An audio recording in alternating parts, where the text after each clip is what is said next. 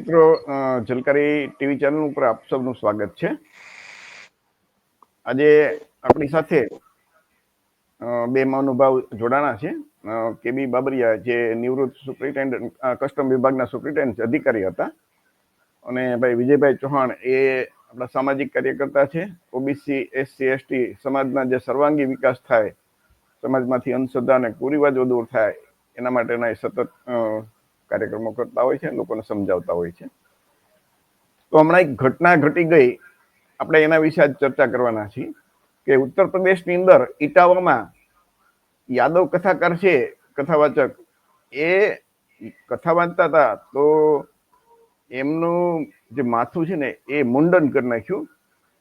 આપણા સમાજમાં સામાન્ય રીતે મુંડન કરવામાં એટલે અપમાન કરવાનું હોય તો માથા મુંડન કરે. તો આ એક ઘટના ઘટી ગઈ છે. એ ભાગવત પુરાણ ટૂંકમાં એના વિશે કઈ કથા કરતા હતા. તો એ આખા દેશની અંદર અત્યારે એક ચર્ચાનો વિષય છે. તો આપણે પણ એનામાંથી થોડોક બોધપાઠ લેવાનો છે, અને ખાસ કરીને તટસ્થ ભાવે કોઈની સાથે બાયસ રાખ્યા વગર આપણે ચર્ચા કરીએ કે ખરેખર જોઈએ તો આ કોઈની સાથે આવો વ્યવહાર થાય એ કોઈ ન ગમે ને, એ ખોટું છે. તો આ એમના જે સમાચાર ટીવી ઉપર છે, સોશિયલ મીડિયા ઉપર, ગૂગલમાં તમને વિડીયો પણ ઘણા બધા છે, અને સમાચાર જે મીડિયામાં પણ એ તમને જોવા મળે છે. સામાન્ય રીતે આપણે કહીએ કે પાઘડી પહેરાવીને સન્માન કરતા હોય, મુંડન કરીને અપમાન કરતા હોય છે. તો એનું અપમાન કર્યું, એની ચોટલી કાપી નાખી.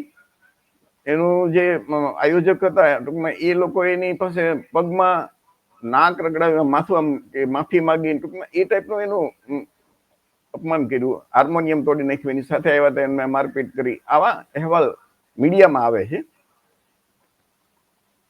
તો એ ખરેખર શું હતું? તો એમ કે ભાઈ આ કથાકાર છે એ યાદવ હતા એટલા માટે આવું કરવામાં આવ્યું. ચોટલી કાપી નાખી, માથાનું મુંડન કરી નાખ્યું, એનું હાર્મોનિયમ તોડી નાખ્યું. યજમાન જે મહિલા હતા એના પગ ઉપર નાક ઘસવાનું કીધું તો એ કર્યું, એને કરવું પડ્યું. એના સાથીદાર હતા એમને પણ માર્યા. અને એમ કારણ એક જ કે ભાઈ કથાકાર યાદવ જાતિના હતા, એટલે કે શુદ્ર વર્ણના હતા. અને શુદ્ર વર્ણના લોકો પાસેથી બ્રાહ્મણ સમાજ એ કેવી રીતે વાર્તા એમ કે ભાઈ કથા સાંભળી શકે, આ ટાઈપનું આખું ઘટના ઘડી. આની અંદર એક રાજકીય રીતે પણ એ બધો ઉહાપો થયો.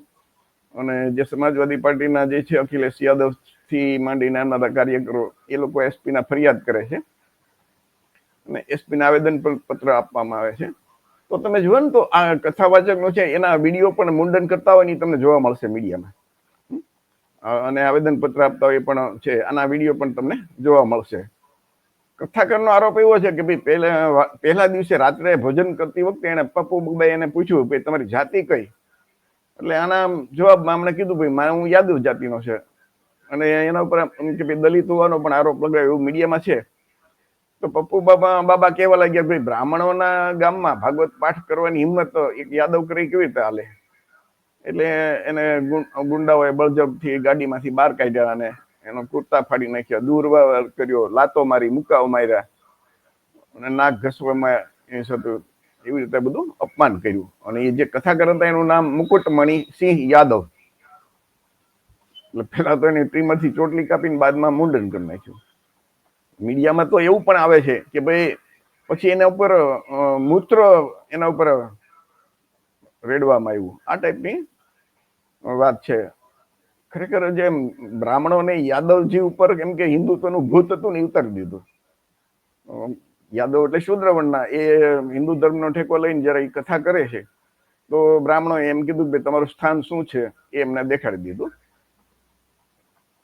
આ આખું જે ઘટના છે ને એના ઉપરથી આપણે તો બોધપાઠ લેવાનો હોય ને કે ભાઈ ધર્મ નહીં પણ જાતિ પૂછીને ભારતની અંદર લોકોની સાથે વ્યવહાર કરવામાં આવે છે. હિન્દુ તો બ્રાહ્મણ પણ છે અને યાદવ પણ, એટલે કે શુદ્ર વર્ણના લોકો પણ હિન્દુ કહે છે, પરંતુ બેયને હક અને અધિકાર સરખા નથી. એના 25,000 રૂપિયા સોનાની ચેન છીનવી લીધી ને આવું બધું પણ જે ફરિયાદમાં એમને લખાયું છે. અને જે ફરિયાદ નોંધાવીને એમાં બધાના જે નામ હતા એની વિરુદ્ધ ફરિયાદ થઈ છે. સામાન્ય રીતે શૂદ્રવર્ણના લોકોને તમે જોવો ને તો કોઈ ઘરમાં એનું મૃત્યુ થાય એના સ્વજનનું, ત્યારે એ મુંડન કરાવતા હોય છે. અખિલેશ યાદવ છે ને, એ તમે ફોટો છે તમારી સામે, કે એમના પિતાજી મુલાયમસિંહ યાદવ જ્યારે એનું અવસાન થયું હતું ત્યારે એમને મુંડન કરાવ્યું હતું. એટલે કે આવી દુઃખભરી ઘટના થતી હોય ને ત્યારે મુંડન કરાવે, બાકી તો મોટા ભાગે સન્માન કરતા હોય ત્યારે પાઘડી પહેરાવતા હોય છે. એટલે આ જે યાદવ કથાકારનું છે એવી રીતે મુંડન કરાવી અને એનું અપમાન કર્યું. એના ઉપર પેશાબ છેડકવામાં આવ્યો તો એવા સમાચાર છે આજુ તમારી સામે. એ મીડિયાના મની કંટ્રોલ નામનું એક મીડિયા છે, છાપો અખબાર, એમાં આ છે મુંડન કરતા હોય એવો ફોટો તમે જો. એસપી ને આવેદન પત્ર આપે છે સમાજવાદી પાર્ટીના લોકો. અને જે ફરિયાદમાં 4 જણાના નામ અત્યારે લખે ને, એ આશીષ તિવારી, ઉત્તમ અવસ્થી, પ્રથમ દુબે ઉર્ફે મનુ દુબે અને નિકી અવસ્થી. એટલે લગભગ 4 બ્રાહ્મણ મહાશય હશે એવું લાગે છે. તો આના ઉપરથી આપણે શું વિચારીએ કે આ ઘટના સાચી છે કે ખોટી છે, સારી છે કે ખરાબ છે? તો આજે હિન્દુ ધર્મના સર્વોચ્ચ વડા શંકરાચાર્ય એ તો સ્પષ્ટ કહે છે કે ભાઈ શૂદ્રોને કથા કરવાનો હક જ નથી. તો જે ધર્મ એ કથાકાર છે એ મુકુટમણી, એ પોતાને હિન્દુ કહે છે, તો હિન્દુ ધર્મના શાસ્ત્રોનું પાલન કરવું એમની માનવું તે ફરજ કહેવાય કે ન કહેવાય? કે જે ધર્મ જ તમને ના પાડે છે ભાઈ તમારે તો ઉપરના 3 વર્ણની સેવા કરવાની, આ કથા તમે ન કરી શકો, તો એ શા માટે કરતા હશે? અને કરે તો આવું અપમાન સહન કરવું પડે, સ્વાભાવિક છે કે શંકરાચાર્યનું નિવેદન છે.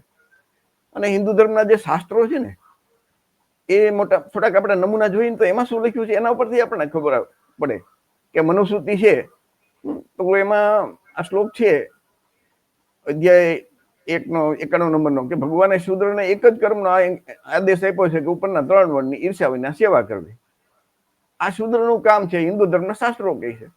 હવે શૂદ્ર વર્ણના લોકો એ સેવા કરવા સિવાય જો બીજું ઉપદેશ આપવાનું કામ કરે તો સ્વાભાવિક છે, તો હિન્દુ ધર્મ મુજબ તો એ ગુનો કહેવાય, અને એ બ્રાહ્મણોને ન ગમે, સ્વાભાવિક છે.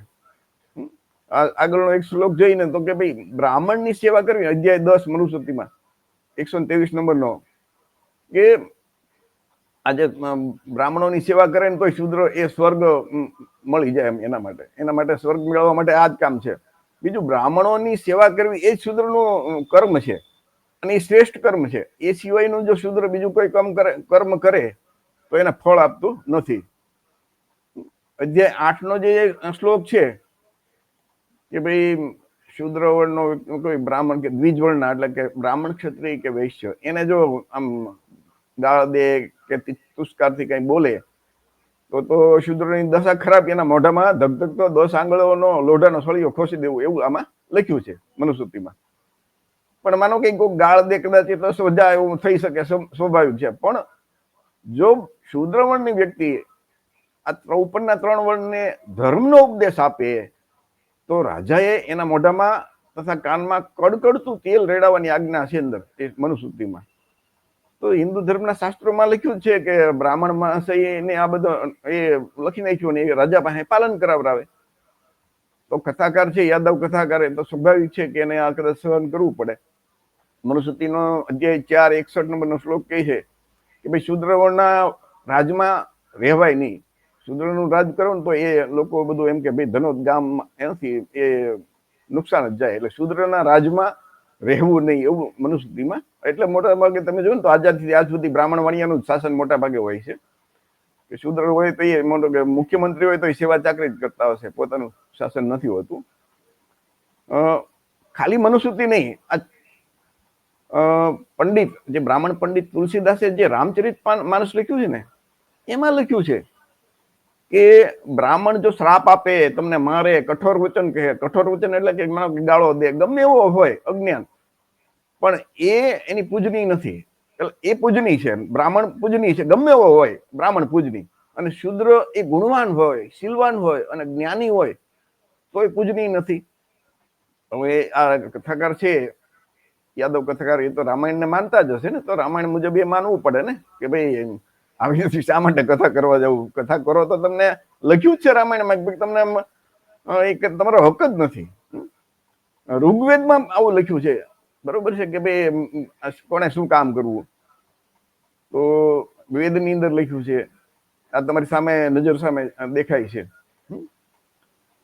ભગવદ્ ગીતા એમાં લખ્યું છે, કૃષ્ણ ભગવાન ખુદ કહે છે કે મેં આ બધા વર્ણો બનાવ્યા છે. તમારી નજર સામે છે અધ્યાય 4 શ્લોક નંબર 13, કે ભાઈ આ બધું વર્ણો વ્યવસ્થા મેં જ કરી છે, એટલે એનું પાલન કરવું એ જ તમારે, બીજું કોઈ એમાં ઉપાય જ નથી કોઈ. અને અધ્યાય 9 શ્લોક નંબરમાં 32 કહે છે કે સ્ત્રીઓ, વૈશ્ય અને શૂદ્ર એનો જન્મ જ પાપ યોનિમાં થયો છે, પણ છતાં જો મારી આશ્રયમાં કરે, એટલે મારા શરણમાં આવી જશે ને તો એનો ઉદ્ધાર થઈ જાય, એનો એમ કે ઉત્તમ ગતિ, એટલે ઉદ્ધાર થશે. આવું કૃષ્ણ ભગવાન ગીતામાં કહે છે. હવે એ શૂદ્રવર્ણના યાદવ કથાકાર છે મુકુટમણી, એ તો પાપ યોનિમાં જન્મેલો માણસ છે, તો એ તો કથા ક્યાંથી કરી શકે? આ સીધી વાત છે ને. રામાયણ, વાલ્મીકી રામાયણ છે, એમાં ભગવાન રામ ચોખ્ખું કહે છે કે ભાઈ શૂદ્રવર્ણના લોકોએ ઉપરના 3 વર્ણની સેવા કરવાની, જો એ સિવાયનું કામ કરશો તો એ પોહાશે નહીં. એટલે ભગવાન રામે શૂદ્રવર્ણના શંભુકની હત્યા કરી નાખી હતી આરામથી, તલવારથી માથું કાપી નાખ્યું હતું. એ લખેલું છે વાલ્મીકી રામાયણનો પ્રસંગમાં. તો આટલા બધા ઘટના છે એ આપણા માટે બોધપાઠ છે કે ભાઈ આપણા ધર્મશાસ્ત્રોમાં લખ્યું જ છે કે ભાઈ તમારાથી આવું ન થાય, તો છતાં આપણે એવું કરીએ તો પછી સ્વાભાવિક છે કે એ હિન્દુ ધર્મ મુજબ તો એ ગુનો ગણાય, તો એ સાચું ખોટું સારું ખરાબ એ આપણે મૂલવવાનું છે. અને ખરેખર શૂદ્રવર્ણના લોકોએ જો કથા કરવી હોય, લોકોને સમજાવવા હોય, તો આપણા જે SC ST OBC સમાજમાં જે આપણા મહામાનવ જન્મ્યા છે, એ ગૌતમ બુદ્ધ છે, રાષ્ટ્રપિતા જ્યોતિબા ફૂલે છે, ડોક્ટર બાબા સાહેબ આંબેડકર છે, પીરે રામાસ્વામી છે, બિરસા મુંડા છે, સંત કબીર છે, લલિતસિંહ યાદવ છે, સાહુજી મહારાજ છે, માતા સાવિત્રીબાઈ ફૂલે, માતા રમાઈ છે, જલકારીબાઈ, વિરાંગના ફુલંગદેવી છે, સમ્રાટ અશોક છે, લલિતસિંહ યાદવ છે, માનનીય કાશીરામ સાહેબ છે, શિવાજી મહારાજ છે. જો આપણા જે મહામાનવ છે એની પુષ્કળ કથાઓ છે, વાર્તા છે, સાહિત્ય છે. તો આપણે જે બ્રાહ્મણો અને બાપ દાદાની શા માટે વાર્તા બોલવી જોઈએ? એ લોકોએ જે સાહિત્ય રચ્યું એ બધી પૌરાણિક કથા વાર્તા છે, અને આપણા બાપ દાદા લખી ગયા એ બધી ઐતિહાસિક ઘટના છે, કોઈ કાલ્પનિક કથા નથી. તો આપણે ખરેખર તો બોધપાઠ એ જ લેવાય ને કે આપણે કથા કરવી હોય ને, બહુ શોખ હોય તો આપણા મહામાનવ છે એની કથા કરવી જોઈએ. તો આપણી સાથે જે જોડાણા છે કચ્છ જિલ્લામાંથી, તો એમને કચ્છ જિલ્લો ને ભાઈ વિજયભાઈ ચૌહાણ, તો એમને કહીએ કે વિજયભાઈ, તાપી જિલ્લો, દક્ષિણ ગુજરાત. વિજયભાઈ તમારો પરિચય આપજો, અને આ બાબતે આ વિશે તમારું શું કહેવાનું થાય છે એ આપણા દર્શકોને જણાવો. અચ્છા, પહેલે તો મારો અવાજ આવે છે બરોબર? હા, બરોબર આવે છે. ઓકે. હવે જે દર્શક મિત્રો છે એમને પહેલે તો જય મૂળ નિવાસી, જય ભીમ, નમો બુદ્ધાય. અને આજનો જે લાઈવ સ્ટ્રીમ રાખી છે અને અત્રે જોડાયા છે આદરણીય ચીમનભાઈ, પછી બાબરિયા સાહેબ.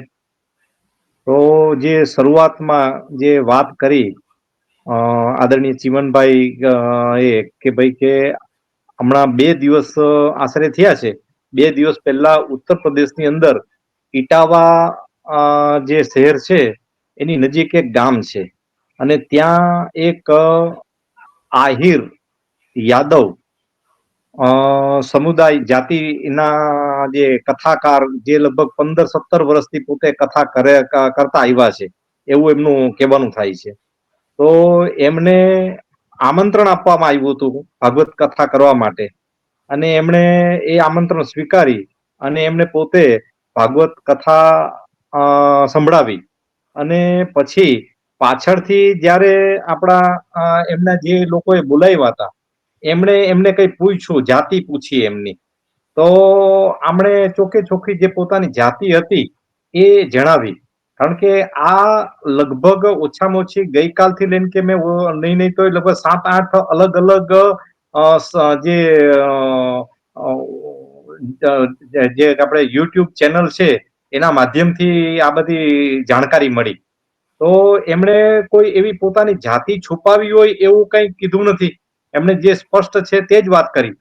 હવે આપણે અને જે બ્રાહ્મણ બહુસંખ્યક વસ્તી વાળું એ ગામ હતું, અને એ લોકોએ પોતે અપમાન મહેસૂસ કર્યું કે ભાઈ કે બ્રાહ્મણોના ગામમાં આવી અને તમે એમ કે આ કથા કરો તે એ ઠીક નથી, અને એમના માટે બધા જાતિ સૂચક જે અપમાનજનક શબ્દો વાપર્યા. તો આ જે ઘટના ઘટી અને એનું આખું વર્ણન તો તમે ચિમનભાઈએ કર્યું જ છે. તો આજે આના માટે કોણ જવાબદાર છે ને શું છે, એમાં ટૂંકમાં જો મારી વાત કહું તો આજે, હા બોલ. હા અવાજ આવે છે ને હવે? આવે છે. તો મૂળ વસ્તુ જે તમે સ્પષ્ટ વાત, ઘણી બધી વાસ્તવિક વાત કરી કે આ જે કથાકાર તરીકે જે આપણા જે યાદવ આહિર જાતિના જે ભાઈ, એમનું નામ શું કીધું તમે? મુકુટમણિ યાદવ. હા, મુકુટમણિ યાદવ અને એમના બીજા સાથી મિત્રો પણ હતા. એમાં બીજા જે તબલા વાદક હતા, કોઈ હાર્મોનિયમ વગાડતા હતા, એવા બધા કલાકારો પણ હતા. એમને સાથે લઈને ગયા. તો પહેલી વસ્તુ તો જે સ્પષ્ટ વાત એ છે કે જો તમે હિન્દુ ધર્મની વાત કરતા હોય અને હિન્દુ ધર્મની જે આ ધર્મના શાસ્ત્ર છે એનું તમે જો પ્રચાર પ્રસાર કરવાની વાત કરતો હોય તો બે વાત આપણે બહુ ધ્યાનથી સમજવાની જરૂર છે.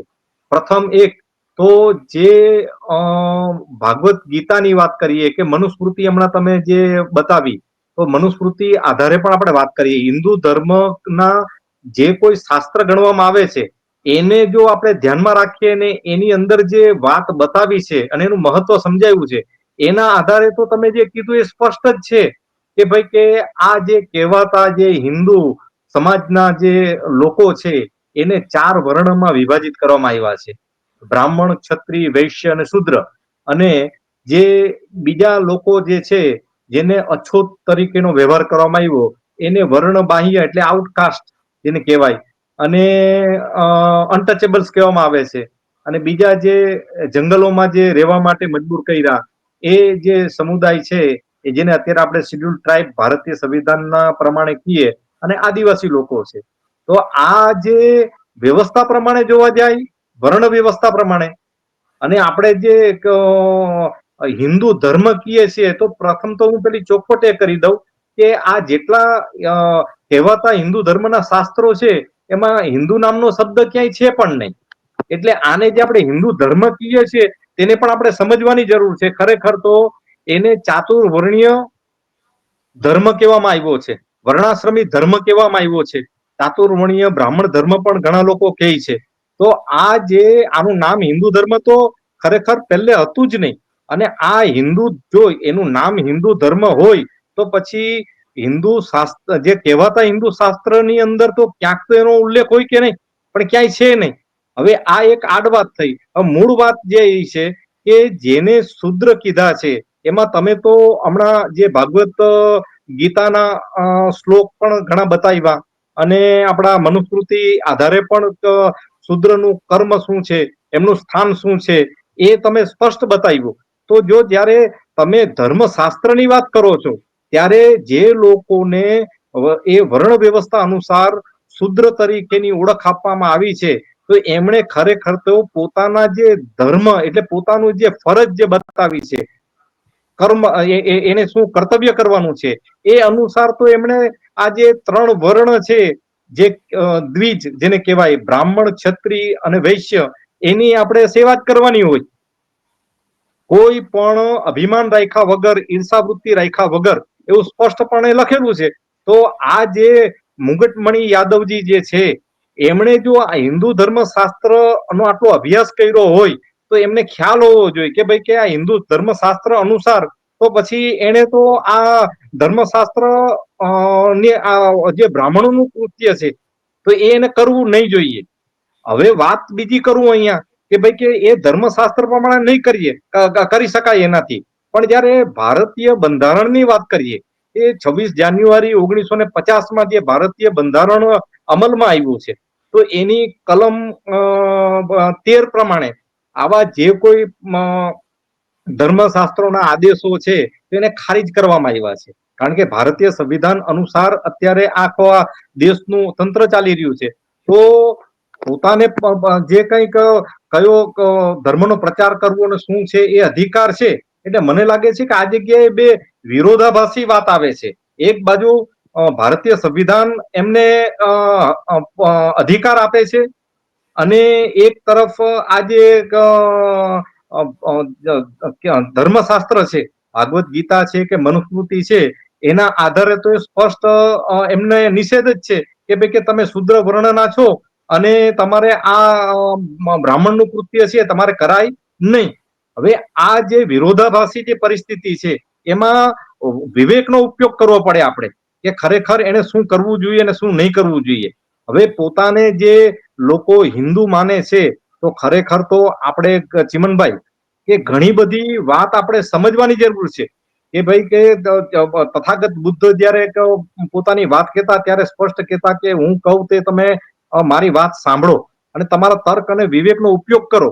એમ આપણા જે બહુજન સમાજના લોકો છે, બહુજન સમાજનો મતલબ જે બહુસંખ્યક જે લોકો છે જેને ભારતીય સંવિધાન અનુસાર SC ST OBC અને માઇનોરિટીઝની જે આખી ઓળખ આપવામાં આવી છે, તો એમણે ખરેખર તો આ આપણે તથાગતે કીધું છે એવી રીતે કે ભાઈ કે કોઈ પણ વાત તમે સમજો અને પેલે વિચારો, તમે જાણો, જાણ્યા વગર જ તમે આંધળું ક્યાં કરો તો પછી પરિણામ ખરાબ આવે. તો ખરેખર આપણે જે વાણી સ્વતંત્રતાનો અધિકાર મળ્યો છે એ ભારતીય સંવિધાનના માધ્યમથી મળ્યો છે.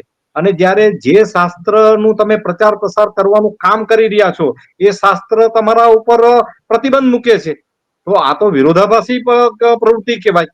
તો ખરેખર જે ભારતીય સંવિધાન અનુસાર તમને જે હક અધિકાર મળ્યા છે, વાણી સ્વતંત્રતાનો અધિકાર મળ્યો છે, તો એના આધારે તમને જે અધિકાર અપાવનારા જે મહામાનવો છે, અર્વાચીન ભારતની વાત કરીએ તો આપણે 19મી સદીમાં મહાત્મા જ્યોતિરાવ ફૂલેથી સ્ટાર્ટ કરો અને 20મી સદીના અંતમાં પણ જે આપણા આદરણીય કાંશીરામ સાહેબ સુધીના જેટલા મહામાનવો થઈ ગયા છે, તો એમણે જે વિચારો બતાવ્યા છે કે મહાત્મા ફૂલે છે, માતા સાવિત્રીબાઈ ફૂલે છે, પછી રામાસામી પેરિયાર નાયકર, પછી આદરણીય જનનાયક બિરસા મુંડાજી, અને એના પહેલા જે થઈ ગયા આપણા મધ્યકાલમાં સંત કબીર છે, સંત રવિદાસજી છે, ગુરુ નાનક છે, અને અર્વાચીન ભારતમાં જેને આરક્ષણ અત્યારનું જે અનામત છે એના જે આધુનિક ભારતના જે જનક કહી શકાય એવા મહારાજા છત્રપતિ રાજે સાહુજી, જે કોલ્હાપુર સ્ટેટના તત્કાલીન મહારાજા હતા.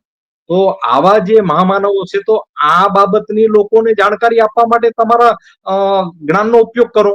કારણ કે જે આ મુંગટમણી જે છે એમનો થોડું જાણકારી એવી મળી કે પોતે પ્રાઇવેટ સ્કૂલ ચલાવતા હતા કે કંઈક એમાં કામ કરતા હતા અને એ કઈ બંધ થઈ તો પછી એમણે પોતાની આજીવિકા માટે આ ધર્મશાસ્ત્રનો પ્રચાર પ્રસાર કરવાનું શરૂઆત કરી. અને એ ધર્મશાસ્ત્રનો પ્રચાર પ્રસાર એમ કહે છે કે પોતે 10-12 કે વધારે વર્ષથી કંઈ કરી રહ્યા છે. અને પ્રથમ વખત આવી રીતે બ્રાહ્મણોએ એમનો વિરોધ કર્યો.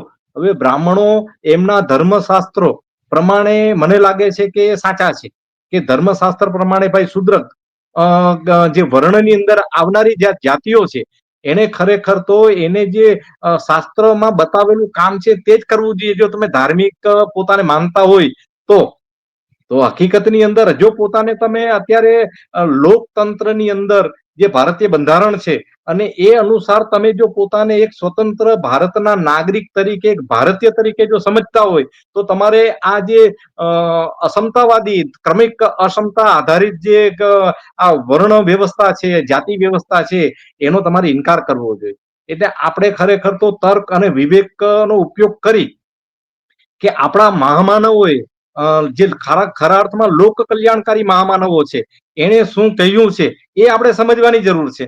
હવે આ જે શાસ્ત્રની વાત કરે તો શાસ્ત્રની વાત તો બાબા સાહેબ આંબેડકરે છે, મહાત્મા જ્યોતિરાવ ફૂલે છે, ઘણી બધી ચોખવટ ને સ્પષ્ટતા કરી છે. તો ધર્મશાસ્ત્રો બાબતની જાણકારી તમારે નહીં મેળવવી એવું કહેવાનો મતલબ નથી. ધર્મશાસ્ત્ર બાબતની તમારી પાસે જાણકારી હોવી જ જોઈએ. પણ એમાંથી બાબા સાહેબ બાબતે આપણે જોઈએ તો બાબા સાહેબ આંબેડકર પાસે લગભગ ધર્મશાસ્ત્રોની જાણકારી હતી. તો એ ધર્મશાસ્ત્રોમાં કયું કામનું છે અને કયું માનવતા વિરુદ્ધનું છે એમાં એમણે જે આંકલન કરી અને મનુસ્મૃતિનું એમણે દહન કર્યું હતું. તો આપણે હકીકતની અંદર આપણા મહામાનવોને સમજતા નથી. દોસ્ત અને દુશ્મનની જે પહેચાન કહેવાય, ખરેખર તો દોસ્ત અને દુશ્મન એટલે હિત શત્રુઓ, જે આપણા પૂર્વજોના હિત શત્રુઓ હતા અને એના જ અત્યારે વારસદારો છે, જે અત્યારે ભારતીય લોકતંત્ર અમલમાં હોવા છતાં પણ જે એક પોતાના જે જૂનવાણી જે શાસ્ત્રો છે એના આધારે વ્યવહાર કરી રહ્યા છે. એટલે હું તો બહુ ટૂંકમાં કહીશ કે ભાઈ કે જે લોકો બાબા સાહેબ આંબેડકરની વાત આપણે સમજીએ કે બાબા સાહેબે કીધું છે કે જો કોમ अपना इतिहास नहीं जानती वो कौम कभी भी अपना इतिहास नहीं बना सकती. એટલે આ જે વાક્ય છે એ માત્ર ભારતના લોકોને જ નહીં પણ વિશ્વભરના લોકોને લાગુ પડે છે કે ભાઈ કે જે લોકો પોતાનો ઇતિહાસ સાચો જાણવાની જરૂર છે. હવે ભારતની વાત કરીએ તો ભારતના જે બહુસંખ્યક લોકો છે, બહુજન લોકો છે, એમાં બ્રાહ્મણ, ક્ષત્રિય, વૈશ્ય, શૂદ્ર અને વર્ણબાહ્ય જેટલા લોકો છે, એ સિવાયના બીજા જે અલગ અલગ ધર્મ પાળનારા જે લોકો છે, તો એ લોકો પોતપોતાના ધર્મ બાબતની કે સમાજ બાબતની કે એમની પાસે ઐતિહાસિક જાણકારી જ નથી. તો આપણે હકીકતના ભારતના લોકો ઐતિહાસિક જાણકારી સાચી ધરાવતા જ નથી, અને એનું પરિણામ આવે છે કે આવી રીતે આપણે અપમાનિત થવું પડે છે. જો આપણી પાસે જો ખરેખર જાણકારી જો સાચી હોય તો આ પરિણામ નહીં આવે. જો આપણે મહામાનવોને સમજ્યા હોય, એમને વાંચ્યા હોય, તો આપણે આવી રીતે અપમાનનો ભોગ બનવું નહીં પડે. તો આ ભારતની અંદર તમે જોવા જાય તો જે વર્ણ વ્યવસ્થા છે એને જે પોતાને હિન્દુ કહે છે, એમાં મોટા ભાગના લોકો વર્ણ વ્યવસ્થાને હજુ સમજી જ નથી શક્યા. કારણ કે વર્ણ વ્યવસ્થા શું છે, તો જે બ્રાહ્મણ છે તો એમાં એ સર્વશ્રેષ્ઠ છે, અને બ્રાહ્મણ એ જનોઈ પોતે પહેરે છે, અને એ બીજા લોકોને જનોઈ પહેરાવી અને એને ઉચ્ચ સાબિત કરે છે, અને પોતાના એટલે બ્રાહ્મણ થી તો એને નીચે જ ઘોષિત કર્યા છે. કે દાખલા તરીકે ક્ષત્રિય, તો ક્ષત્રિયને એક જનોઈ પહેરાવે તો એમાં પણ તમે જોવ તો ભેદભાવ છે કે બ્રાહ્મણ કરતા કઈ 2 વર્ષ મોડેથી ક્ષત્રિય વર્ણના જે અંદર આવતા હોય એમને જનોઈ પહેરાવવાનું હોય છે. અને વૈશ્ય, તો વૈશ્યને પણ 2 વર્ષ પછી એટલે બ્રાહ્મણના જે જનોઈ ગ્રહણ કરવાનું હોય છે એના કરતા લગભગ 4 વર્ષનો ડિફરન્સ રાખ્યો છે. તો આ જે વૈશ્ય છે અને ક્ષત્રિય છે એ જયારે દ્વિજ એટલે હલો હલો હા, કન્ક્લુડ કરજો હવે તમે. હાજી હાજી હાજી હાજી કન્ક્લુડ કરજો.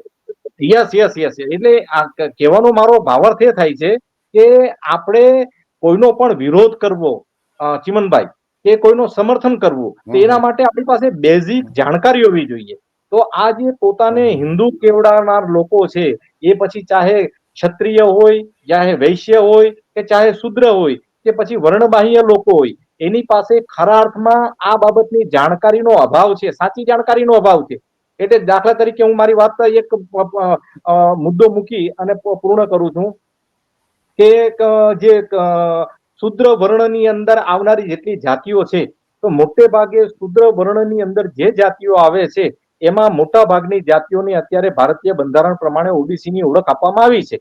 અને ઘણી બધી એવી જાતિઓ છે કે હજુ એનાથી વંચિત રહી ગઈ છે, કારણ કે એ અવઢવમાં હતા, કે પોતે પોતાને સવર્ણ માનતા હતા, જ્યારે વર્ણ વ્યવસ્થા અનુસાર તો એમને શૂદ્ર જ ગણવામાં આવ્યા છે. તો આવા જે ગુમરાહ થયેલા જે લોકો છે, તો એ લોકોને હજુ પણ ખબર નથી. દાખલા તરીકે શુદ્ર વર્ણની અંદર સમાવેશ થયેલી જેટલી જાતિઓ છે એમાં મોટા ભાગની જાતિના લોકોને હજુ પણ એવી ખબર નથી કે એ પોતે શુદ્ર છે.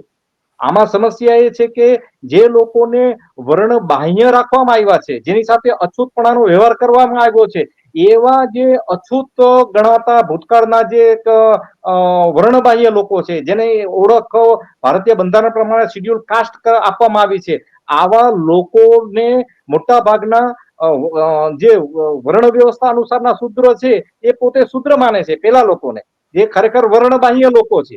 એટલે આ વિટંબણા આપણે સમજવાની જરૂર છે. અને આ જ હજુ સુધી વિજયભાઈ, એ પોતાને હિન્દુ માને એટલે ઓટોમેટિક શુદ્ર થઈ જાય ને? એ હિન્દુ ન માને તો વર્ણ બાહ્ય રહે, પણ પોતાને હિન્દુ માને એટલે ઓટોમેટિક શુદ્ર થઈ જાય. ને બીજું કે બાબા સાહેબ આંબેડકરે આનું સ્પષ્ટીકરણ કર્યું છે કે ખરેખર વર્ણ બાહ્ય એટલે જેને તમે અતિશુદ્ર કહી શકો, કારણ કે એને આઉટકાસ્ટ છે, એ એક વર્ણ વ્યવસ્થાની અંદર નથી, એ વર્ણ બાહ્ય છે. જે લોકો વર્ણની અંદર આવી અને જે શુદ્ર વર્ણમાં દાખલ છે, તો એ લોકો પોતાને હજુ સુધી શુદ્ર સમજી જ નથી શકતા. એક કારણ કે આપણે તો એક જયારે સમાનતાવાદી વાત કરીએ તો આપણે કોઈ શૂદ્રની વિભાવના હોય કે કોઈને નીચ કેવું એ તો આપણે સ્વીકારતા જ નથી, પણ આ વર્ણ વ્યવસ્થા અનુસાર જે લોકોને શૂદ્ર અને નીચ ઘોષિત કરવામાં આવ્યા છે એ લોકો પોતાને હિન્દુ માને છે અને હિન્દુ લઈને ગર્વ કહે છે. હવે હકીકતમાં હિન્દુ શબ્દ પણ ભારતીય ભાષાનો સ્વદેશી શબ્દ નથી, એ પણ વિદેશી ફારસી ભાષાનો આપત્તિજનક અને અપમાનજનક શબ્દ છે. અને આ શબ્દની મોટા ભાગના લોકોને ધીમે આસ્તે જાણકારી થઈ એટલે તમે જો તો 2-4-5 વર્ષથી એક સનાતન નામનો શબ્દ આપ્યો છે. હવે આ સનાતન શબ્દ જે છે એનું પણ તમે જો તો એ ધમ્મપદમાંથી સીધો ઉંચકવામાં આવ્યો છે. તો આ જે ખરેખર જો આપણી પાસે જે પોતાને એક હિન્દુ કહેતા હોય તો એની પાસે આવી બેઝિક જાણકારી હોવી જોઈએ કે ભાઈ બાબા સાહેબે કીધું કે જો કોમ अपना ઇતિહાસ નહીં જાણતી હોય ઇતિહાસ નહીં બના सकती. તો આપણે જ્યાં સુધી આપણા મહામાનવોનું ને આપણો સાચો ઇતિહાસ નહીં જાણીએ તો ત્યાં સુધી આવી રીતે આપણે અપમાનિત થઈ અને હેરાન થતા રહીશું. એટલે મારી વાત આપથી પૂર્ણ કરું અને પછી આગળ પાછી જો વાત કરવાની થશે તો બીજી વાત કરશું. Okay okay. ખૂબ ખૂબ આભાર વિજયભાઈ. હાજી, થેન્ક યુ. આપણી સાથે નિવૃત્ત કસ્ટમ અધિકારી કેબી બાબરિયા જોડાણા છે અને તેઓ બંધારણના પણ જાણકાર છે. તો કેબી બાબરિયાને આપણે વિનંતી કરીએ કે બાબરિયાજી, જે ઘટના ઘટી, યાદવ કથાકાર સાથે જે વ્યવહાર થયો, બંધારણ અનુસાર તો એ માનો કે ગુનો ગણાય, પણ એની સામે જે પોતે હિન્દુ કહે છે, બ્રાહ્મણ પણ હિન્દુ કહે છે પોતાને, યાદવ પણ હિન્દુ કહે છે, તો બંને હિન્દુ છે છતાં ભેદભાવ છે. પણ એની સામે જો હિન્દુ ધર્મના શાસ્ત્રો લે તો શાસ્ત્રો મુજબ બંને હિન્દુ જયારે હિન્દુ ધર્મનું પાલન કરવા જાય તો બ્રાહ્મણોએ કીધું એ યોગ્ય કહેવાય કે ન કહેવાય. તો આ આખું બાબતે આપનો શું અભિપ્રાય છે? અને ડોક્ટર બાબા સાહેબે એક વાત જે કરી હતી ને કે હિન્દુ ધર્મ એ ધર્મ નથી પણ એસસી એસટી ઓબીસી એટલે કે શૂદ્રોને ગુલામ રાખવાનું એક ષડયંત્ર છે. આ બાબતે પણ આપનું શું કહેવાનું છે? તો બાબા સાહેબના આપણે બધા અનુયાયી છે અને બાબા સાહેબનું આપણે વિચારધારાને આગળ ફોલો કરવાની છે અથવા તો આપણે આગળ સમાજમાં લોકોને ઘર સુધી પહોંચાડવાની છે. તો એ વિચારધારાને અનુલક્ષીને આ વિષય ઉપર આપનું શું કહેવાનું છે, કેબી બાબરિયા? જય સંવિધાન ચીમનભાઈ અને વિજયભાઈ.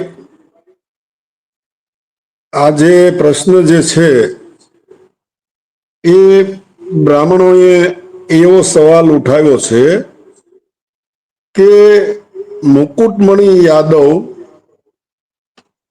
એ પોતે આહિર યાદવ છે અને બ્રાહ્મણ નથી એટલે કથા કરી શકે નહીં. હવે આજે બંધારણ અમલમાં છે. આર્ટિકલ 13 એમ કહે છે કે જે કોઈ ગ્રંથો જે લખેલા છે, જે કોઈ પણ ધર્મના ગ્રંથો હોય જે ભારતીય બંધારણની વિરુદ્ધ હોય, જે બંધારણમાં જે અધિકારો આપવામાં આવેલા છે એની વિરુદ્ધના કોઈ પણ ગ્રંથો હોય, એ ગ્રંથો જે રહેતા નથી. જો બ્રાહ્મણો એમ માનતા હોય કે ભાઈ કથા કરવી, ભાગવત કથા વાંચવી એ અમારો અધિકાર છે, તો પછી એમણે જે આર્મીમાં જઈને એ લોકોએ તલવાર લેવાની જરૂર નથી. એમણે મોટા બિઝનેસ કરવાની, એ તો વૈશ્યનો ધંધો છે, તો એને એમનો જ ધંધો કરવો જોઈએ. તો એ જ્યારે એ પોતે જે છે એ બંધારણ મુજબ જે છે એ તમામ લોકોના બીજા ધંધાઓ એ પોતે કરે છે, પરંતુ બીજાને કરવાની ના પાડે છે. પરંતુ બંધારણ એમ કહે છે કે કોઈ પણ વ્યક્તિ ભારતનો કોઈ પણ બિઝનેસ કરી શકે છે, તો એ રોકવાનો એને કોઈ અધિકાર છે જ નહીં. એને જે રોક્યા જે છે એ બંધારણની વિરુદ્ધનું કૃત્ય છે. એટલે આજે જો આપણે જે રીતે એમણે શાસ્ત્રોની વાત કરી, આપણે જો એ શાસ્ત્રોને ધ્યાનમાં લઈએ તો આજે પછી તો બંધારણનો કોઈ મતલબ જ નથી. એ શાસ્ત્રો તો તમને ખૂન કરવાની છૂટી આપે છે, બળાત્કાર કરવાની જે છે એમાંથી પણ મામૂલી સજાની જોગવાઈઓ છે, લાખો એમાં જે છે એ 80-90% લોકોને ભણવા માટેની પણ એમાં તો મનાઈ છે. આવી બધી વ્યવસ્થા જે છે એ બધા એ અલગ અલગ શાસ્ત્રોમાં છે. જો એ શાસ્ત્રોની વાત માનશું તો જે છે દેશની 90%-95% વસ્તી જે છે એના પર ભણવા પર જ પ્રતિબંધ મૂકી દેવો પડે. એટલે આવા જે એ રૂઢિવાદી લોકો જે છે એ હજી પણ જે આવા ગ્રંથો લઈ અને એ ગ્રંથો દેખાડી અને આજે યાદવ કુળ હોય કે પછી થોડા 15-20 દિવસ પહેલા જે મધ્યપ્રદેશમાં એક પાટીદાર સમાજની જે છે એ એક બેન હતા, એ કથા કરતા હતા, ત્યારે એમનો પણ જે છે એમણે વિરોધ કર્યો. તો આ વિરોધ કરવો મતલબ કે બંધારણની વિરુદ્ધનું કૃત્ય કહેવાય. તો આ જે બંધારણ વિરોધી લોકો જે છે એમણે એ જોવું જોઈએ કે ભાઈ એ જો બીજાનો ધંધો કરી શકે છે, એમને બંધારણ જો છે બધા કોઈ પણ ધંધો કરવાની છૂટ આપતું હોય અને એ પણ તમામ ધંધાઓ જો કરતા હોય તો અન્ય લોકો પણ ભારતના બંધારણ મુજબ કોઈ પણ ધંધો કરી શકે છે. તો બંધારણની પહેલા જે વ્યવસ્થા હતી, હવે એ વ્યવસ્થાના શાસ્ત્રો લઈને જો એ દેખાડે તો એ પ્રમાણે તો જે છે એ જે વાળંદ છે એ ખાલી વાળ જ કાપવાનું કામ કરતો હતો, સુથાર લાકડાનું કામ કરતો હતો, લુહાર લુહારનું કામ કરતો હતો, સોનીનું એને કોઈ ભણવાનું કોઈ હતું નહીં. એને એકબીજાનો ધંધો જો કોઈ કરે તો એને અપરાધ માનવામાં આવતો હતો. તો આજે પણ જે છે એ જો આવી એ માનસિકતા રાખતા હોય એ રૂઢિવાદીઓ, તો તેઓ પણ અપરાધ કરી રહ્યા છે બંધારણની મુજબ. કારણ કે બંધારણ જે છે એ દેશના તમામ લોકોને સમાન ગણે છે અને રૂઢિવાદીઓ ના મગજમાંથી કચરો હજી નથી નીકળતો કે તેઓ પવિત્ર અને ઊંચા છે અને બાકીના લોકો નીચ અને અપવિત્ર છે. આ કચરો એમને મગજમાંથી કાઢવો પડશે કે બંધારણ જ્યારે અસ્તિત્વમાં છે અને બંધારણ જે છે એ તમામ લોકોને સમાન ગણે છે, કોઈને અપવિત્ર કે પવિત્ર એવી રીતે નથી ગણતું.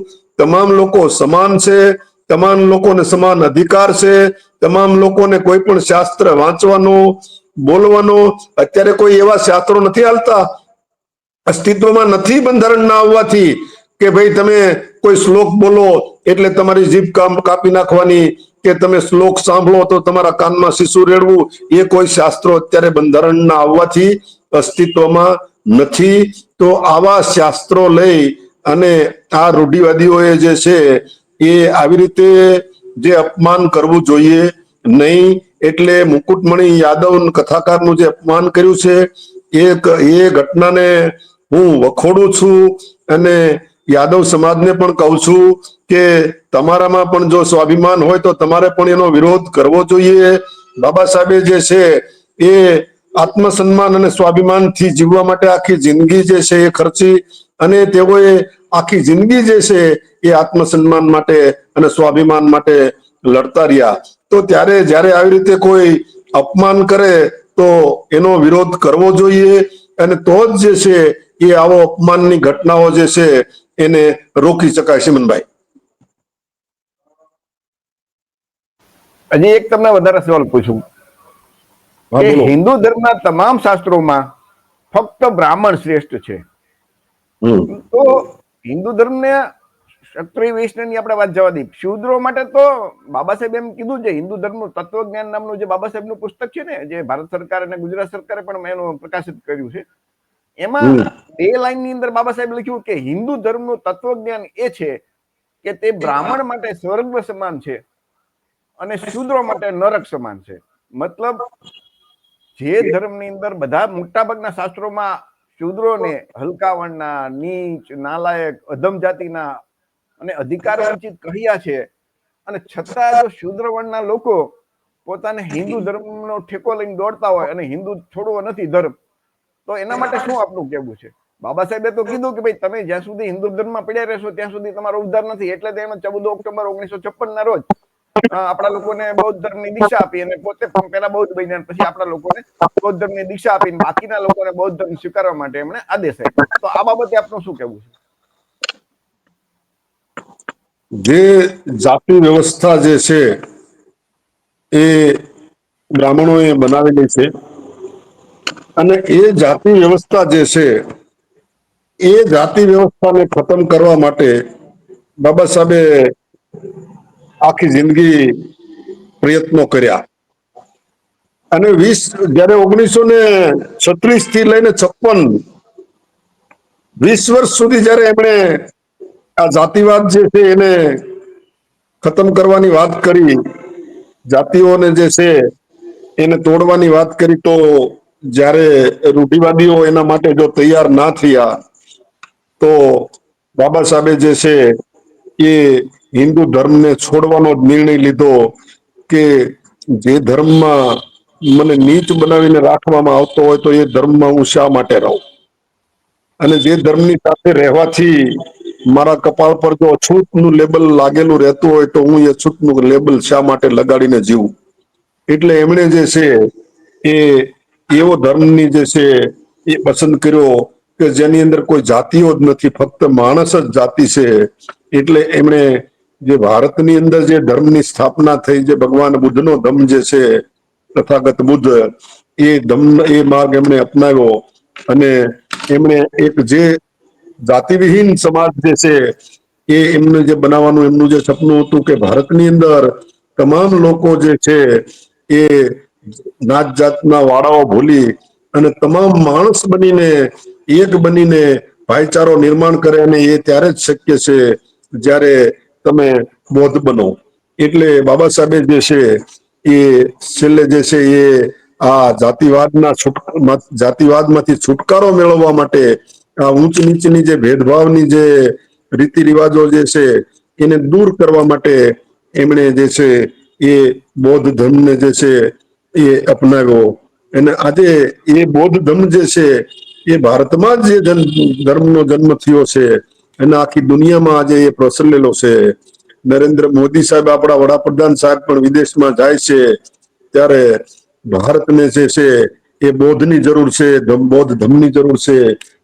અને આપણા જે ઉદ્યોગપતિઓ પણ જયારે જાય છે વિદેશમાં, ત્યારે પણ તેને ઉલ્લેખ કરવો પડે છે કે I am coming from the land of Buddha. બરાબર. તો આજે ભારત જે છે એની વિશ્વમાં જે છે એ ઓળખ છે કે ભારત એ બુદ્ધનો દેશ છે. તો જ્યાં સુધી ભારતમાં જે છે એ તમામ લોકો બુદ્ધના જે છે માર્ગ ઉપર ચાલવાનું પસંદ નહીં કરે, ત્યાં સુધી આ ઊંચ નીચની વ્યવસ્થા, જાતિવાદની વ્યવસ્થા જે છે એ ખતમ થશે નહીં. એનો એક જ ઈલાજ બાબા સાહેબ જે છે એ બતાવીને ગયા છે કે ભાઈ આજે ભારતની અંદર જે છે એ ભગવાન બુદ્ધે જે માર્ગ બતાવ્યો છે કે જેમાં ફક્ત માનવ જ છે, એમાં કોઈ ઊંચ નીચ નથી, કોઈ જાતિઓ નથી, અને જેની અંદર જે છે સમાનતા, માનવતા અને લોક કલ્યાણની, તમામ લોકોના જે છે દુઃખ મુક્તિનો માર્ગ જેમાં બતાવેલો છે, એવો ધર્મ જે છે એ બાબા સાહેબે આપેલો છે. એ જ એમનો ઈલાજ છે કે આ દેશમાંથી જો આ વેરઝેર જે છે, જાતિઓના નામ પર આ ઝઘડાઓ જે છે, આ બધું જ જો ખતમ કરવું હોય તો ભગવાન બુદ્ધે બતાવેલો માર્ગ જે છે એ જ ઉત્તમ માર્ગ જે બાબા સાહેબે બતાવેલો છે.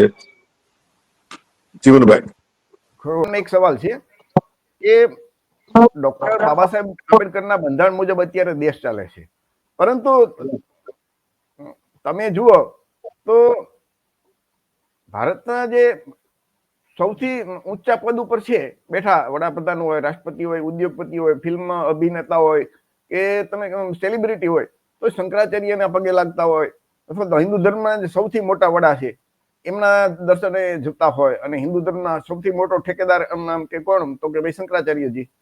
તો એ શંકરાચાર્ય એમ કહે છે કે વર્ણ વ્યવસ્થા જરૂરી છે અને આ કોઈ કથા કરી શકે નહીં શુદ્ર વર્ણના લોકો. તો આ બાબતે બાબા સાહેબે તો જે ઉપાય બતાવ્યો છે, તો આપનું શું કહેવાનું છે કે આપણા લોકોએ વિવેક બુદ્ધિનો ઉપયોગ કરીને શું કરવું જોઈએ ખરેખર? હવે ચિમનભાઈ, જે તમારો પ્રશ્ન ખરેખર બહુ મહત્વનો છે, તો હું કેટલીક 10 મિનિટ મને આપશો, કેટલીક વાર લાગશે? પાંચ 10 મિનિટ, બરોબર. હવે આજે તમે જે સ્પષ્ટ કીધું કે અત્યારે ભારતીય સંવિધાન છે એ પ્રમાણે આખો દેશ ચાલે છે, જે ડોક્ટર બાબા સાહેબ આંબેડકર આ ભારતીય બંધારણના ડ્રાફ્ટિંગ કમિટીના ચેરમેન હતા, અધ્યક્ષ હતા. તો જે અત્યારે વર્તમાન સમયે જે કોઈ પ્રગતિ કરતા હોય મોટા ભાગના લોકો, તો એ ભારતીય બંધારણને આધારિત છે. તો ભારતીય સંવિધાન ને મહત્વ આપવાના જગ્યાએ અથવા ભારતીય સંવિધાન ના રચયિતા તરીકે જે વિદ્વાન લોકો હતા, દાખલા તરીકે બાબા સાહેબ આંબેડકર, તો આવા લોકોને શ્રેય આપવાની જગ્યાએ, તો એનો આભાર વ્યક્ત કરવાની જગ્યાએ, એને ધન્યવાદ કરવાની જગ્યાએ અત્યારે લોકો તમે જે કીધું એવી રીતે શંકરાચાર્ય પાસે જાય છે, એને આદર વંદન કરે છે. તો એ પોતપોતાની જે એ લોકો જે કે પોતાની આસ્થાનો સવાલ છે.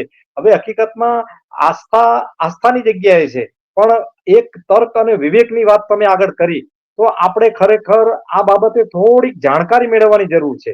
હું થોડોક ઐતિહાસિક સંદર્ભમાં કહેવા માંગીશ કે ભાઈ કે અત્યારના વર્તમાન જે શંકરાચાર્યની જે પીઠ છે, તો એ શંકરાચાર્યની પીઠની શરૂઆત આદિ જગતગુરુ શંકરાચાર્યથી કરવામાં આવી છે. હવે એ જે જગતગુરુનું જે વિશેષણ છે તે પણ આપણે ઐતિહાસિક રીતે સમજવાની જરૂર છે કે ખરેખર સાચા અર્થમાં જગતગુરુ કોણ, બરોબર છે. તો મોટા ભાગના વિશ્વની અંદર જેને ઓળખતા હોય અને એને જે કહેતા હોય, તો એને આપણે જગતગુરુનું બિરુદ આપેલું છે. તો ખરા અર્થમાં વિશ્વગુરુ કયો કે જગતગુરુ કયો, તો એ તથાગત ગૌતમ બુદ્ધ છે. પણ છતાં પણ જેને આપણે જગતગુરુ કહીએ, કારણ કે પોતપોતાના જગત અલગ અલગ હોય છે. કારણ કે એક દેડકાઓનું જગત હોય, જેને કૂપ મંડુકતા કહેવાય ને, તો કુવામાંનું દેડકું હોય તો એને પોતાનું જે કુવો છે એનું જગત લાગે. એમ આપણે માની લીધું કે કોઈ પોતપોતાની રીતે પોતાને જગતગુરુ કહેતા હોય, તેનો આપણે કોઈ વિરોધ નથી. પણ જે જગતગુરુ છે એ આદિ શંકરાચાર્યથી આ શરૂઆત કરવામાં આવી છે. તો આદિ શંકરાચાર્ય ઈસવીસનને 788ની સાલમાં એમનો જન્મ થાય છે અને ઈસવીસન 820ની સાલમાં, એટલે 32 વર્ષની ઉંમરે એમનું દેહાંત થાય છે.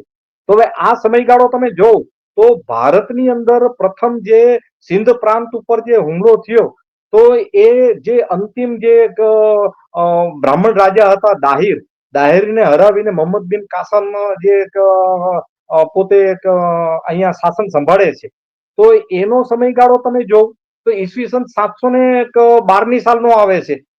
તો કહેવાનો ભાવ એ થાય છે કે શંકરાચાર્યનો જન્મ નહોતો થયો એના પહેલા અહીંયા મુસ્લિમોનું સિંધ પ્રાંતની ઉપર આક્રમણ થઈ ચૂક્યું હતું. તો એ પહેલા જે અહીંયા જે આપણે જે ભારતના અત્યારના વર્તમાન લોકો પણ છે, તો એ ઇતિહાસની સાચી જાણકારીના અભાવે કોણ વધારે જૂનું છે એ જો સમજી નથી શકતા. ખરેખર જે પ્રાચીન ઇતિહાસ અને ખરેખર ઇતિહાસ જે છે એના આધારભૂત પુરાવા જે જોઈએ, ખાસ કરીને પુરાતાત્વિક પ્રમાણો જેને કહેવાય, તો પુરાતાત્વિક પ્રમાણો પ્રમાણે જોવા જાય તો બુદ્ધના જેટલા પુરાતાત્વિક પ્રમાણો ભારત જ નહીં પણ ભારત બહાર પર જેટલા મળે છે એટલા લગભગ વિશ્વના કોઈ મહામાનવના નથી મળતા. તો આપણે ભારતની અંદર જે લોકો પોતે જે કોઈ શંકરાચાર્યને આદર કરતા હોય કે વૈષ્ણવાચાર્યને આદર કરતા હોય, તો એનો આપણે કોઈ વિરોધ નથી, પણ એને પોતે ભારતીય તરીકે એક ઇતિહાસ જાણવાની જરૂર છે.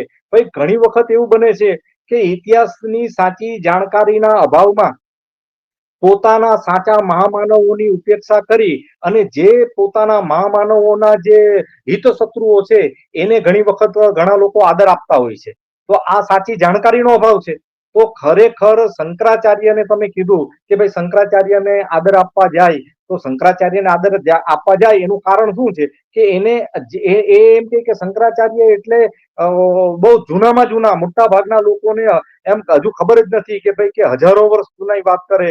ઘણી વખત કોઈ શાસ્ત્રની વાત આવે ત્યારે લાખો ને કરોડો વર્ષ સુધી પહોંચી જાય છે. તો ખરેખર આપણે ઐતિહાસિક દ્રષ્ટિ થી મૂલવણી કરવી પડે કે ભરે કોણ ક્યારે આ જન્મ લીધો છે. તો આ મારે ટૂંકમાં એટલું કહેવાનું થાય છે કે જગતગુરુ શંકરાચાર્ય વર્તમાનના જે છે, તો એની જે આદિ જગતગુરુ છે શંકરાચાર્ય, તો એ ના પહેલા અહીંયા મુસ્લિમો આવી ચૂક્યા હતા. તો એ આપણા જે પોતાને હિન્દુ કહે છે એને આપણે પૂછીએ તો એને હજુ આ બાબતની ખબર જ નથી. એ એમ કે શું વાત કરો છો, શંકરાચાર્ય પહેલા મુસ્લિમો આવી ગયા હતા એમ કે ભાઈ તમે વાંચો, કારણ કે આપણે મોટા ભાગના લોકોને વાંચવું નથી, સમજવું નથી. હકીકતની અંદર આપણે એવું થાય છે કે ભાઈ કે શૂદ્ર વર્ણ અને વર્ણ બાહ્ય ઉપર જ અત્યાચાર થયા છે. ના ભાઈ એવું નથી. જે તમે જોવ તો વર્ણ વ્યવસ્થા અનુસાર જે ક્ષત્રિયો છે તો એને પણ અપમાનિત કરવામાં બાકી નથી રાખ્યું આ વર્ણ વ્યવસ્થા દ્વારા. ભાઈ પરશુરામની વાત કરી અને 21 વખત નક્ષત્રિય કરી, એવી રીતે કરીને વર્ણ વ્યવસ્થા અનુસારના જે ક્ષત્રિયો છે કે જે વૈશ્ય અને શૂદ્ર અને વર્ણબાહ્યને જોઈ અને પોતે ગર્વ મહેસૂસ કરે છે કે અમે આ લોકો કરતા ઊંચા. તો હકીકતની અંદર આ ક્રમિક અસમાનતા જે છે એ ખરેખર એક ષડયંત્રકારી વ્યવસ્થા છે કે એ પોતાની ઉપર જે ઉચ્ચ થઈ અને એક શોષણખોર તરીકે બેસેલા છે એને એ લોકો હંમેશા જોતા નથી. એ પોતાનાથી નીચા જે ગણાયેલા જે લોકો છે એને જોઈને જ એક માનસિક ભ્રામિક એક ખુશી મેળવે છે.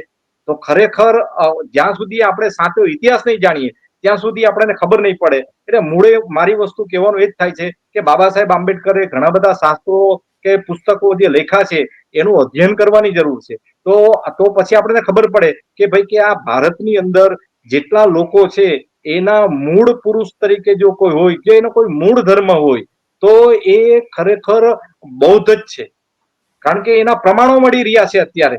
પણ આ કહેવાતો અત્યારે ભૂલી ગયા છે, કારણ કે હમણાં એક ચચનામા નામનું પુસ્તક મેં વાંચ્યું ચિમનભાઈ, એની અંદર સ્પષ્ટપણે લખેલું છે ચચનામામાં કે ભાઈ કે અત્યારે જે પોતાને વૈશ્ય ગણે છે, ઘણી જગ્યાએ કોઈ પોતાને ક્ષત્રિય કહે છે. આ લોહાણા જે જાતિ આવે છે, બરોબર છે, તો લોહાણા અને જાટ આ બે જે જાતિ છે એના ઉપર તો હથિયાર રાખવા ઉપર પ્રતિબંધ દાહિરના જે પિતાજી હતા ચચ, તો ચચ નામના જે બ્રાહ્મણ શાસક હતા એને રાખ્યો. અને એ જે પ્રતિબંધ મૂક્યો એ પછી જયારે અરબનું અહીંયા શાસન આવ્યું તો એમણે તપાસ કરી કે ભાઈ કે અહીંયા જે ચચ રાજાના ફરમાનો શું હતા. તો કે ચચ રાજા એ તો એમ કે આ લોહાણા અને જાટ ઉપર જે શસ્ત્ર રાખવા ઉપર પ્રતિબંધ મૂક્યો હતો. તો પછી તો એમ કે કન્ટિન્યુ રાખો, કાયમ રાખો. એટલે આ ઐતિહાસિક જાણકારી ભારતના લોકોને નથી. તો ખરેખર આપણે ઘણા એવા પુસ્તકો વાંચવાની જરૂર છે. અને જ્યાં સુધી ઐતિહાસિક સાચી જાણકારી, કારણ કે તથાગતની વાત આવે છે ને કે ભાઈ કે તમે સંશય કરો, તર્ક કરો ને વિવેક કરો, અને કોઈ બધાની વાત સાંભળો. તમે ધર્મશાસ્ત્ર પણ વાંચો અને બીજા શાસ્ત્ર પણ વાંચો, ઐતિહાસિક પુસ્તકો પણ વાંચો, અને પછી તમારી વિવેક બુદ્ધિનો ઉપયોગ કરી નિર્ણય કરો કે તમારે શું કરવું જોઈએ. આટલી વાત કહી અને મને લાગે છે કે મારો આ તમે જે કીધો એ સવાલનો જવાબ એમાં આવી જાય છે. ઓકે, ખૂબ ખૂબ આભાર વિજયભાઈ.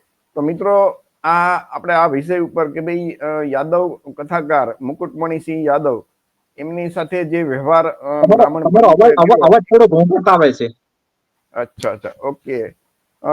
તો એ કેવી રીતે, કેટલો વ્યાજબી છે એ વ્યવહાર બ્રાહ્મણ પંડિતોએ જે યાદવ કથાકાર મુકુટમણિસિંહ યાદવ સાથે જે વ્યવહાર કર્યો એ કેટલે અંશે વ્યાજબી, અથવા તો એને તર્કના આપણે વિવેક બુદ્ધિથી અને તર્કથી ચકાસીએ, બંધારણ, ભારતના ધર્મગ્રંથો અને ઇતિહાસની દ્રષ્ટિએ જોઈએ તો એ ખરેખર શું એ દર્શક મિત્રો તમે નક્કી કરજો.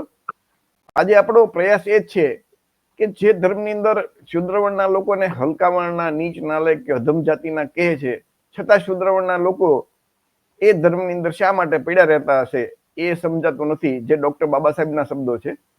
તો દરેક મિત્રો ચિંતન કરજો, તર્ક કરજો અને યોગ્ય લાગે તે માનજો. ચિમનભાઈ, હું ખાલી 2 મિનિટ મારી વાત થોડીક કહેવા ઈચ્છું.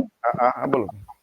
એટલે મારે આ જે દર્શક મિત્રો છે એમને એક સંદેશો એ જ આપવાનો છે કે ખરેખર આપણે કોઈ કેતા કોઈને નથી, ચિમનભાઈનો ઈરાદો કે નથી બીજા કોઈનો પણ ઈરાદો કે કોઈને આપણે શુદ્ર કહીએ, કારણ કે શુદ્ર પોતાને ગણાવવું એ કોઈ ગર્વની વાત નથી મને લાગે છે ત્યાં સુધી, બરાબર છે. પણ જે કઈ વાત છે એ આ વર્ણ વ્યવસ્થા અનુસાર જે લોકો આપણે માને છે તે તો આપણે સમજવું પડશે કે નહીં. તો એની સમજદારી રાખી અને મને લાગે કે જે કઈ આ જે અપમાન થયું એ મને લાગે કે કોઈ એક આહિર કે પછી આ પશુપાલક જાતિનું જ અપમાન થયું છે એવું નથી, પણ એક માનવતા અને સમાનતાની દ્રષ્ટિએ જો જોઈએ તો આખી આ માનવ જાતનું અપમાન છે, દરેક મનુષ્યનું અપમાન છે. કારણ કે એક મનુષ્ય બીજા મનુષ્ય સાથે આવો વ્યવહાર કેવી રીતે કરી શકે? બરોબર ને? બરોબર છે. ઓકે. મિત્રો, તો આ કાર્યક્રમ આપણે અહીંયા પૂરો કરીએ છીએ. જય ભીમ, નમો બુદ્ધાય, જય સંવિધાન. જય સંવિધાન, જય ભારત.